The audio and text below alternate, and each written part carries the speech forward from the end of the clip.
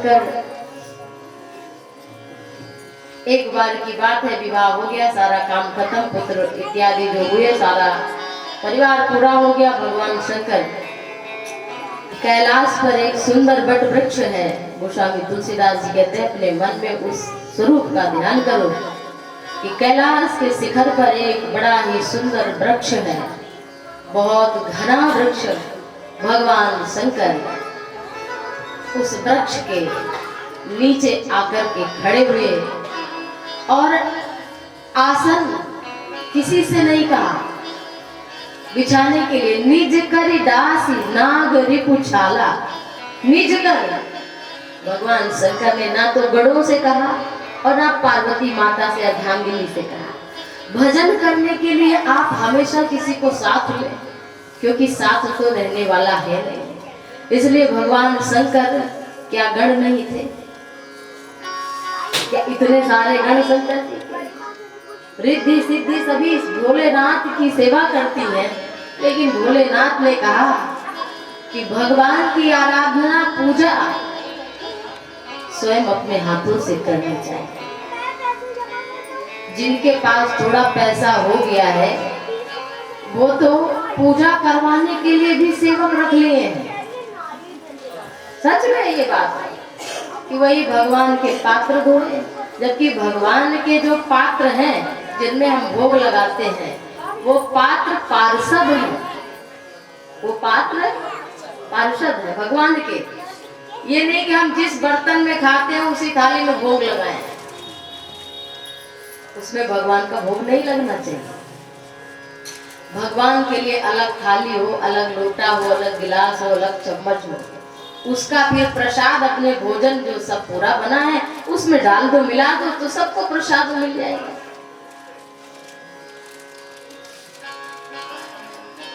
तो भगवान शंकर निज कर दास नागरिक, अपने हाथों से आसन को बिछाया और बैठे सहज ही शंभु कृपाला। भोलेनाथ शंभु, यहाँ फिर शब्द आया है। शंभु की अपने को कुछ नहीं मानते, अपने को गीता में तो कहा गया है कि अपने आप को कितना छोटा मानो। समझ लो आज हम क्या इतने छोटे बन सकते हैं? इतनी सामर्थ्य, इतनी क्षमता हमें पैदा हो गई है कि नहीं? अभी कितना छोटा बनना है। सुनि चैव सपाके च पंडिता समदर्शिना, कुत्ते में, गधे में, हाथी में, सूकर में, ब्राह्मण में, चांडाल में, सब में भगवान को देखना और सबको दंडवत प्रणाम करना। माता पिता को तो जाने दो, बड़े भाई को तो जाने दो, बड़े जनों को जाने दो, गुरुजनों को जाने दो, लेकिन यहाँ तक कहा गया कि स्वान है तो उसको भी अगर तुम्हें दिख जाए नामदेव की भांति तो उसको भी दंडवत प्रणाम कर लो।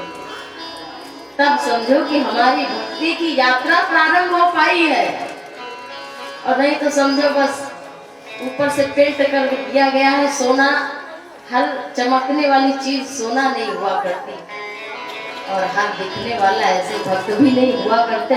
तो इतना छोटा अपने को मानना, इतना छोटा कि सब मैं सेवक सचराचर रूप स्वामी भगवान।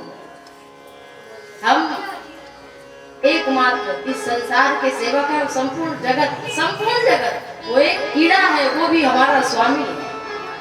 यह भाव जिसके मन में जब तक पैदा ना हो तब तक वो तो भोलेनाथ कहते हैं कि मैं तो बहुत छोटा हूँ। निज कर दास नाग रिपुछाला, बैठे सहज ही शंभु कृपाला। कृपा के सागर भगवान भोलेनाथ अपना आसन लगा करके बैठे। अद्भुत स्वरूप है उनका, कर्पूर कपूर के समान गौर वर्ण है और गले में सुंदर सर्प सुशोभित है। यज्ञोपवीत भी उसी का है और मस्तक पर चंद्रमा सुशोभित है। जटाओं से गंगा की धारा प्रवाहित हो रही है। लाल लाल चरण कमल है, नीला कंठ है। ऐसे महादेव शांत रस, कौन सा रस है? शांत। बैठे सो काम रिपु कैसे, और धरे शरीर शांत रस जैसे। कौन बैठे हैं? काम रिपु। जिसके जीवन में काम अधिक है वो कभी शांत नहीं बैठ सकता। सवेरे से उठ के आदमी किस में लगता है? कहाँ जा रहे हो? काम से जा रहे हो। रात में कहाँ हो? बस काम से आए हैं। हमेशा वो काम से ही रहता है, आराम से रहना ही नहीं। आराम की तलब है तो एक काम कर, आराम की तलब है तो एक काम कर, आराम की शरण में तो राम राम कर। हमारा काम इतना ज्यादा है, लेकिन काम को बदलना नहीं है कि आज से हम खाना खाते हैं, कल से खाना छोड़ देंगे। ड्यूटी पर जाते थे, कल से ड्यूटी खत्म।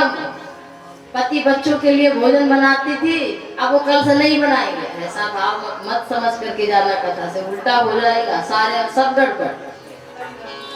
ये समझ कर नहीं जाना। काम काज को राम काज से जोड़ देना, बस इतना ही करना है आपको। जो काम काज है आपका वो राम काज से, मतलब खाना बन रहा है आपके घर में, भोजन प्रसादी राम जी के लिए बना, थोड़ा पवित्रता से बनाओ, थोड़ा शुद्ध मन से, क्रोध में ना बनाओ, क्रोध में ड्यूटी पर ना जाओ। तो ये क्या हो जाएगा? आपका काम वही होगा, लेकिन वह जब राम से जुड़ जाएगा तो वो राम काज हो जाएगा।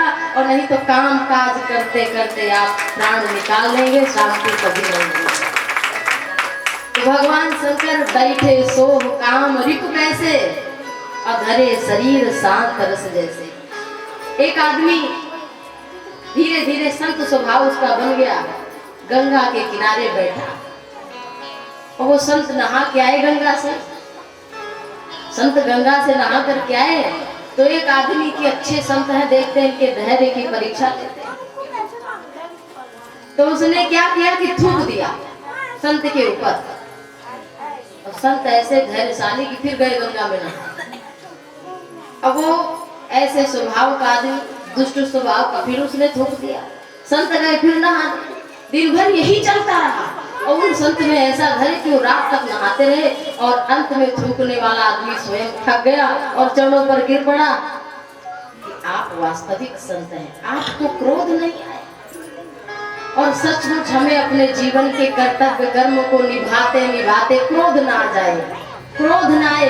ये जीवन का मार्मिक यही तत्व है, यही राम कथा है कि हम अपना काम, अपना कर्तव्य कर रहे हैं, लेकिन हमें काम के बीच में क्रोध न आए, सहन करने की क्षमता बढ़ जाए। तो समझो आप तब भगवान के भक्त हैं। तो भक्ति से आप जुड़े रहिए। और जब भगवान शंकर वट वृक्ष के तले बैठे हैं तो सुंदर अवसर जान करके माता पार्वती आई हैं। और आज भगवान शंकर ने सामने नहीं, बगल में आसन दिया है। और जब बैठी माता पार्वती, पति पत्नी बैठे हैं। लेकिन सब क्या होने जा रहा है? अधिक लोग वाद विवाद पति पत्नी करते रहते हैं, वाद विवाद। लेकिन शंकर जी के बीच क्या होने जा रहा है? संवाद, संवाद। तो धर्म पत्नी हो, अपना पति हो, तो उसके साथ भी संवाद होना चाहिए। संवाद ऐसा कि उसको सम्मान दो, प्रेम दो और सत्य का बोध हो जाए, तो आपकी जीवन यात्रा मंगलमय हो जाएगी। और जीवन के गाड़ी के दो पहिए हैं और एक पहिया गड़बड़ हो तो बताओ गाड़ी आगे कहीं बढ़ पाएगी? भैया ये गाड़ी के दो पहिए हैं पति पत्नी, तो इनको ठीक करने के लिए हमारे विचार अच्छे होने चाहिए। और विचार अच्छे करने के लिए कोई पैसे से नहीं मिलेगा, अच्छे कपड़े पहनने से नहीं मिल जाएगा, ये तो सत्संग से मिलेगा। बिनु सत्संग विवेक न होई, राम कृपा बिनु सुलभ न होई। तो अगर प्रेम बढ़ाना है, आकर्षण किसी के भीतर हो सकता है, क्षणिक होगा, लेकिन जीवन भर टिकेगा तो स्वभाव टिकेगा। इसलिए भोलेनाथ आज बैठे हैं। और जब आई माता पार्वती तो सांसारिक चर्चा नहीं करी, क्या पूछा? कथा जो सकल लोक हितकारी, कथा जो सकल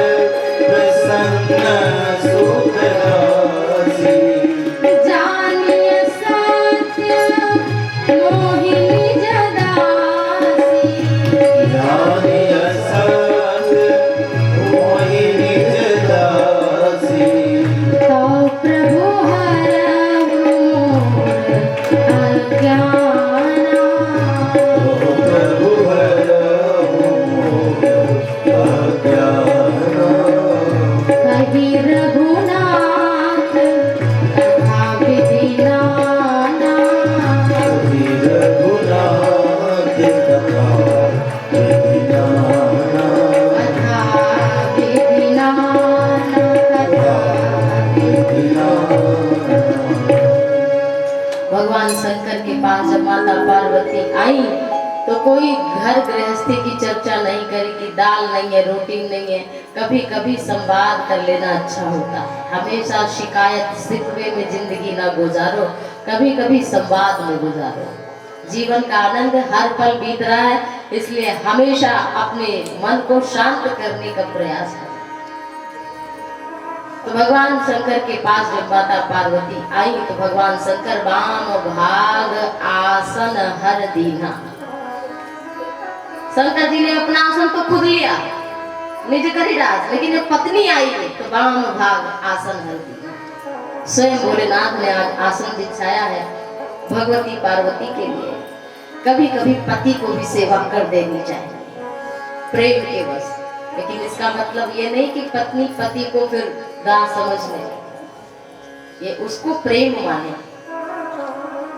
तो आज भोलेनाथ स्वयं आसन बिछा रहे हैं और ये सम्मान देखकर, ये प्रेम देखकर, भोलेनाथ का प्रेम देखकर माता पार्वती बड़ी प्रसन्न हो गई।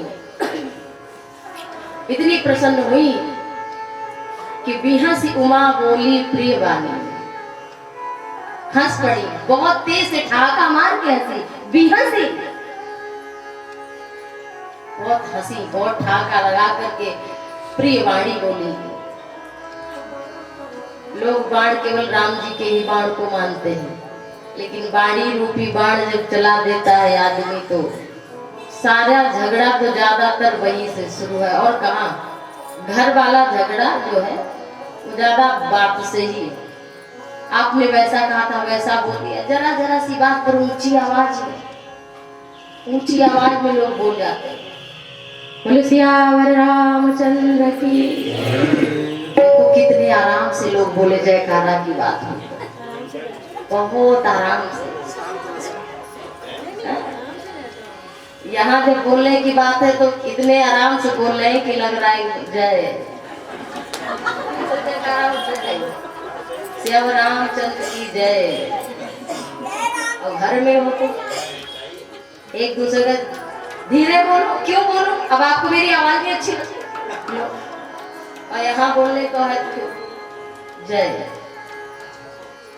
बोले श्याम रामचंद्र की ऐसे ही जयकारा, इतना आनंद। तो बिहसी उमा बोली प्रिय वाणी, प्रिय वाणी में कहा कि हे विश्व के नाथ, हे त्रिपुरासुर का वध करने वाले भोलेनाथ, आपकी महिमा तो तीनों लोकों में गान होती है। चल अचल जीव जंतु ब्रह्मा से लेकर कीड़े तक सब आपकी पूजा आराधना करते हैं। आप सर्वज्ञ हैं, सभी कला और गुण के धाम हैं। योग और वैराग्य आपके पास स्वतः विराजमान है। हे नाथ, ये सुख के धाम, अगर आप हम पर प्रसन्न हैं और हमें आप अपना सत्य दासी मानते हैं, मुझे कुछ पाना है तो छोटा बनकर जाओ, पात्र खाली करके जाओ। हे प्रभु, आप तो कल्प वृक्ष हो, कल्पना करने मात्र से आप जीवों को सुख प्रदान करते हो जो आपके शरण में आ जाता है। हे भोलेनाथ, हमारे घर में ही कल्प वृक्ष उगा है और मैं दरिद्र हूँ। माता पार्वती कहती है कि कल्प वृक्ष घर में है फिर भी मैं दरिद्र। काहे की दरिद्र देवी, सब कुछ तो है। कहा प्रभु, आप कल्प वृक्ष हैं और राम कथा अभी मैंने सुनी नहीं, कभी जानी नहीं, तो राम कथा के लिए तो मेरे जीवन में भी दरिद्रता ही छाई है। तो इसमें हमें आप धनवान बना दीजिए। शशि भूषण अस हृदय विचारी। भगवान भोलेनाथ ने विचार किया कि राम की कथा भी मैं सुनाऊंगा। माता पार्वती ने कहा, जिन्हें शेष शारदा वेद पुराण सभी गाते हैं राम जी के गुणों को। वेद पुराण ही नहीं गाते हैं भोलेनाथ, आप भी दिन रात राम राम जप करते हैं। तुम पुनि राम राम दिन राती, और सादर जपहु अनंग अराती। हे भोलेनाथ, आप भी जो है जप करते हैं, आदर के साथ में करते हैं। हे भोलेनाथ, वही प्रश्न किया, राम सो अवध नृपति सुत सो, ये एक राम अवधेश कुमारा। एकदम वही प्रश्न, बस केवल चौपाई का अर्थ इधर उधर थोड़ा सा शब्द बदल गए हैं, बाकी एक राम अवधेश कुमारा। तो यहाँ पर लिखा है राम सो अवध नृपत सुत सोई, कीज अगुनो अलख गति जोई। वो कौन राम है? वो दशरथ का पुत्र राम कौन है? और वो जिन्हें आप जपते हैं, जिन्हें वेद पुराण कहते हैं, ये कितने राम हैं? और कहती है माता पार्वती कि जिनकी प्रभुता को देखकर मैं जंगल में भ्रमित हो गई थी और मैंने परीक्षा ली थी, अब वैसा संशय हमारे मन में नहीं है। अब हमें आप राम कथा सुनाइए। भगवान शंकर प्रसन्न हुए और संपूर्ण राम कथा पूछी कि कैसे राम जी का जन्म हुआ, प्राकट्य हुआ, और कैसे राम जी का विवाह हुआ, कैसे राम जी जंगल गए, कैसे राक्षसों का वध किया, और कैसे पुनः वो राक्षस का वध करने के बाद अयोध्या में राजा बने। ये सारी कथा राज बैठी कीन्ही बहुलीला, सकल कहू शंकर सुखशीला। हे सुख और शील के नाम, पूरी राम कथा हमें सुनाइए। इस तरह से जब पूछा तो मगन ध्यान रस दंड जुग पुनि मन बाहिर कीन, और रघुपति चरित महेश तब हर्षित बर नयनीन। भगवान शंकर राम जी की कथा पूछने पर इतने खुश हो गए, इतने प्रसन्न हो गए कि ध्यान में चले गए। लेकिन फिर मगन ध्यान रस दंड जुग, 2 घड़ी को तो राम जी के प्रेम में डूब गए। अब डूबे हुए आदमी से कोई कहे कि कुछ कहो, जो कोई नदी में डूबा हो, जल में डूबा हो अंदर, तो बोल पाएगा? वो नहीं बोल पाएगा। तो भगवान शंकर ने फिर ऊपर अपने मन को खींचा, एक भाव ज्ञान भाव में लेकर आए, प्रेम भाव से ऊपर उठ करके आए कि अगर मैं डूबा रहूंगा तो राम जी के लीला को मैं केवल और केवल देखता रहूंगा। लेकिन कहने का भाव है तो थोड़ा प्रेम भाव से ऊपर उठे।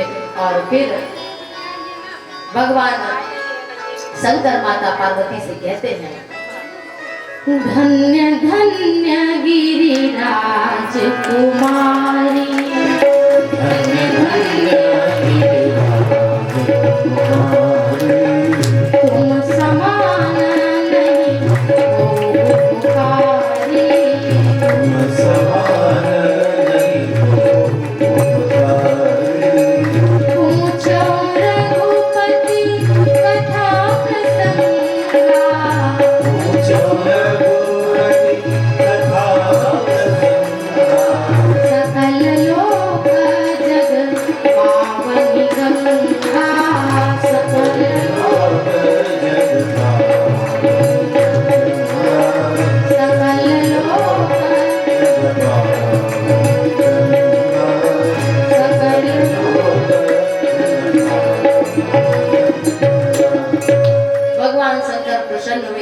और कथा पूछने मात्र से कहते हैं कि धन्य धन्य गिरिराज कुमारी, तुम समान नहीं को उपकारी। हे देवी तुम धन्य हो, धन्य हो, धन्य हो। जब कथा पूछा तो शंकर जी ने कहा धन्य हो, धन्य हो, धन्य हो। और जब कथा पूरी होती है तो पार्वती स्वयं कहती है, धन्य धन्य मैं धन्य पुरारी, सुने राम गुण गण भयहारी। ये उत्तरकांड में कहती है माता पार्वती। जब पूरी कथा विश्राम लेती है तो ये देखो, अगर तुलसी जी की कथा पढ़ो तो शब्द ऐसे जो यहाँ लिखा है, धन्य धन्य गिरिराज कुमारी, शंकर कह रहे हैं, और वहाँ माता पार्वती स्वयं। लेकिन सुनने मात्र, पूछने मात्र से नहीं। जब पूरी राम कथा सुन ली तब कहा कि धन्य धन्य मैं धन्य पुरारी, और सुनो राम। तो बड़े प्रसन्न हुए और बालक रूप राम का भगवान शंकर ने ध्यान दिया। शंकर जी बड़े वाले राम जी का ध्यान नहीं करते। बंदो बाल रूप सोई रामा, शोभा बपुस कोटि सतकामा। और काकभूषुंडी जी भी, इष्ट देव मम बालक रामा, शोभा बपुस कोटि सत्काम। बालक रूप का क्यों ध्यान किया? बड़े आदमी को खुश करते रहो, खुश नहीं होता, लेकिन छोटा बालक जल्दी खुश हो जाता है। इसलिए बाल रूप का ध्यान कर रहे हैं कि छोटे बालक के रूप में कि जल्दी प्रभु प्रसन्न हो जाए और हम पर कृपा कर दे। और उसके पश्चात भगवान शंकर ने कहा, जिन्होंने अपने नेत्रों से संत का दर्शन नहीं किया तो उनके नेत्र केवल मोर पंख में बने हुए नेत्र के समान देखने के लिए। जिन्होंने अपने कानों से हरि की कथा नहीं सुनी, उनके कान सर्प के बिल के समान है, केवल सांसारिक चर्चा ही सुनते हैं। जिन्होंने हरि की कथा नहीं सुनी, जिनका हृदय सुनकर गदगद नहीं हुआ, उनका हृदय नहीं मानो पत्थर है, ऐसा भगवान शंकर कहते हैं। चौपाई गाने का बहुत अधिक समय नहीं है और भगवान शंकर ने कहा, राम कथा सुंदर ताली के समान है, जो संशय रूपी पक्षी को उड़ा देती है। कितना भी घना जंगल हो,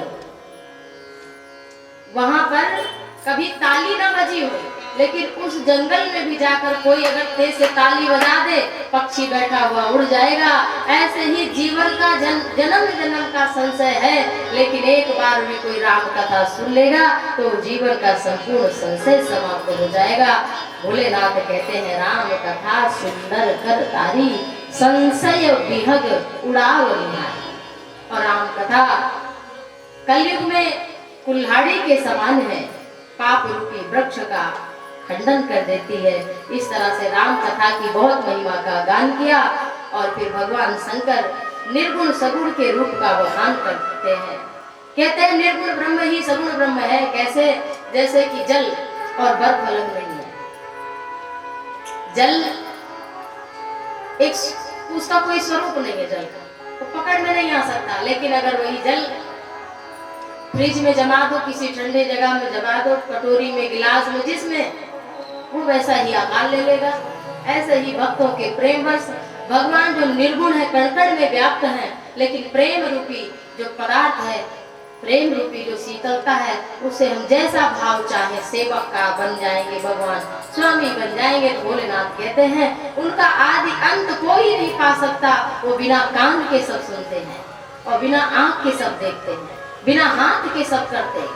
जगन्नाथ जी का जो है, आपने हाथ देखा होगा, उनके हाथ के पंजे दिखते हैं कहीं, लेकिन फिर भी यही दृश्य देख करके तुलसीदास जी ने लिखा कि ना तो उनके पैर है ना हाथ है, फिर भी जगन्नाथ जी सब करते हैं। जगत के नाथ तो बिनु पग चले सुनई बिनु काना, और कर बिनु करई कर्म विधि नाना। आनंद रहित सकल रस भोगी, और बिनु पानी भगता बड़ जोगी। तो ये दृश्य देख करके तुलसीदास जी ने इन चौपाइयों का गान किया है। इस तरह से बड़ी अलौकिक करनी है, बहुत विस्तार हम नहीं करेंगे, जिसका वर्णन नहीं किया जा सकता।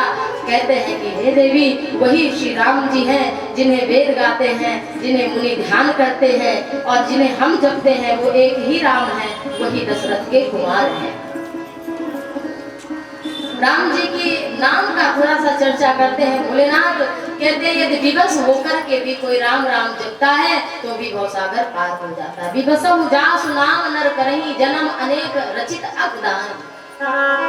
कहते हैं विवश होकर, विवशता का मतलब किसी को किसी ने कैद कर लिया है, किसको आज मार डालेंगे, अब डर के मारे राम राम राम राम राम जप रहा है। ऐसा करने वाला विवश हो गया। घाटा होने वाला सोच रहा है फायदा हो जाए हमारा सामान, ना कोई हे राम राम राम राम राम। ऐसी विवस्था में भी अगर वो राम राम जप रहा है तो भगवान शंकर कहते हैं, हे देवी, उसके अनेक जन्मों के पाप नष्ट हो जाते हैं। और जो आदर पूर्वक सुमिरन करते हुए राम जी का नाम जप करता है, वो इस संपूर्ण संसार सागर को जैसे बछड़े के खुर को कोई सहज पार कर जाए, ऐसे ही वो राम नाम के एक अवलंबन लेकर के संपूर्ण संसार सागर को पार कर लेता है। इस तरह से भगवान शंकर ने कहा कि जिसमें ज्ञान और वैराग्य होता है वो भगवान की कथा पर, भगवान के अवतार पर संशय नहीं करता। किसी अच्छे संत के पास, किसी विद्वान के पास जाकर के प्रश्न करता है और जीवन के संपूर्ण संशय को मिटा करके आनंद की प्राप्ति करता है। बोले श्याम रामचंद्र की जय। अब 120 गोरे से भगवान की कथा प्रारंभ हो रही है। कब भगवान का अवतार होता है, माता पार्वती ने पूछा। गोस्वामी तुलसीदास जी कहते हैं, राम अवतार के बुद्धि मन बानी, राम अवतार के बुद्धि मन बानी, मति हमार वस सुनहि सयानी,